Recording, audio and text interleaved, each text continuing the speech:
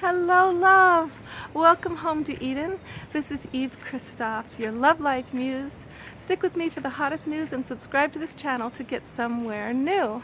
So here today I'm talking about well-intended white people, myself included, and how difficult it must be for your empowerment as a person of color to, really feel or know when a well-intended white person is of any benefit at all, and how to deal when we're really not. We're really not getting it. We're really not understanding what you're going through as a person of color.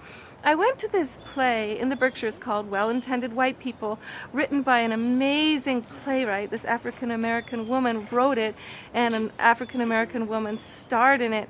It was so moving. It was so amazing.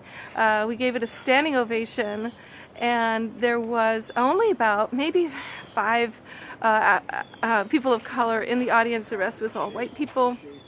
And at the end of the show, I went to talk to one of the women who looked just like she was standing around to meet the cast, like I was, and she was in tears when I spoke with her. She said, "Eve, that play was like the story of my life." She said, "That is what I go through every day with, something racially difficult happens to me, and then all the white people are up in arms and they want me to fix it, and they pressure me with all of their help, So I have 2 people of color in my life that just went through really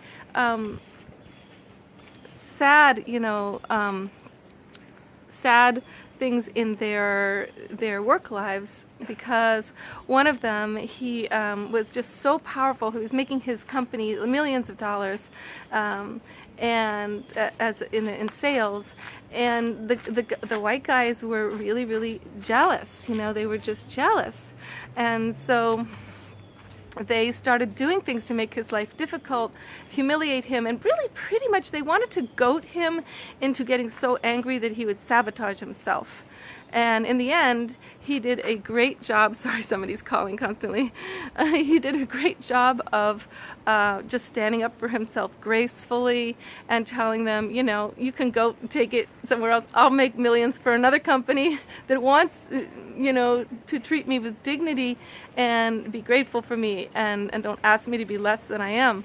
And similarly, another friend of mine, he's an athlete up at the ski mountains. He's an instructor for snowboarding and biking, and he's incredible. He's like a rock star on his board and on his bike, and when people watch him, they're just like, oh my God, I want to be him, and the mountains got jealous of this person of color who, is just way more than any of them could be in terms of athleticism. Now, of course, they have their own skills that are worthy, and running the place is a worthy skill, but basically they tried to give him less and less hours to make it so that he didn't have the power and support he needed to do his biking and his teaching and his coaching. And instead of him getting weaker and weaker, he starts showing up with beautiful jackets from all the companies. His bike is getting upgraded to thousands of dollars worth. And we were trying to undermine him. Why didn't that work? And they start getting more angry. He's like, look, the companies love me. They just shower me with gear because they just want their label on me to be representing them. But in the end, he started... There's this temptation I see, and I understand why you get tempted to just be like, fuck you guys, you're such assholes. I don't have to care about you. He was speaking to them like, look, I have my life dream going on, you guys. I don't need you. I could just go in the forest or down the mountain and with my skill and have total joy and liberation and freedom, and everybody will pay me to coach them. I don't need you. So, well-intended white people, can you just deal with your jealousy? Can you? Can you just deal with your awe and give more power to your friends of color? And don't try to sabotage. How about just engender? If there's any chance to engender a person of color around you with gratitude and awe and humbleness, do it. It's okay to be humble. It doesn't mean you're less than, and we're all as valuable, all people, of course. but it means that you can actually be part of the new story where we don't make it more difficult for people with great talents around us simply because we're jealous or feeling afraid that our place or our job will be threatened. That's not true, you know. Everybody has the same needs, and every person coming from whatever culture, if they are immigrating here, they're going to bring a gift that you need. They're going to bring a magic that has been missing.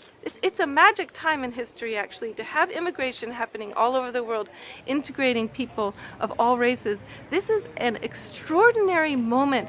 If you make friends with those people, and you, from the humbleness, like the Canadians have been, opening their doors and just taking whole groups of people in, integrating them into their villages, if you do that now, you will have life, friends, and community like you have never had.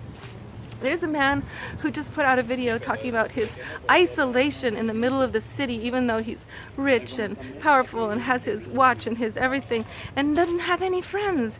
And he goes into a panic attack when he realizes he doesn't know anybody around him. That big village, if you're not from a Latin culture or African culture where you have a lot of children, you have no kids or just one or two, and they're gone from home because in this culture people don't honor their parents. The kids and families are fractured within moments of them turning into teenagers. They're gone. So then, yes, there's this jealousy, like, oh, if only I had a big community, if only I had that big Italian family, that big Jewish family around the dinner table. Yes, deal with the jealousy because we've created our isolationism, see? So when you reach out to the people around you and you welcome integration and immigration, everything that's going on, you welcome that and you help, you get that family as part of your family. They become part of your heart. You're there for them. They're there for you, and in terms of a life commitment of gratitude that is full of magic of what's been missing for you and this culture here. So let's be grateful for this opportunity. Open our hearts, open our doors.